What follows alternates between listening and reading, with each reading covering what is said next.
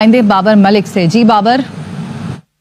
आज इस वक्त मैं मरी रोड लियाकत बाग के बाहर मौजूद हूँ, जहाँ पे पुलिस की भारी नफरी जो है वो तैनात की गई है और इसके साथ साथ मुख्तलिफ अतराफ में रास्ते तंग और बंद भी किए गए हैं। कायदा तौर पर रास्ता तो नहीं बंद किया, लेकिन गाड़ियां गुजरने का रास्ता दिया गया है और फिर वहाँ पे पुलिस एहलकारों को तैनात किया गया। मेट्रो बस सर्विस आज के दिन के लिए बंद की गई है। 144 रावलपिंडी इस्लामाबाद में नाफिज है।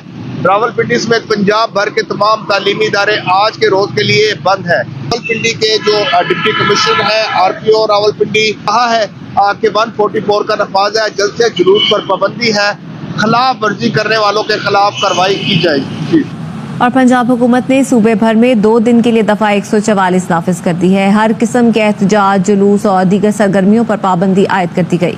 महकमा दाखिला ने नोटिफिकेशन जारी कर दिया। पाबंदी का इतलाक 18 और 19 अक्टूबर को होगा।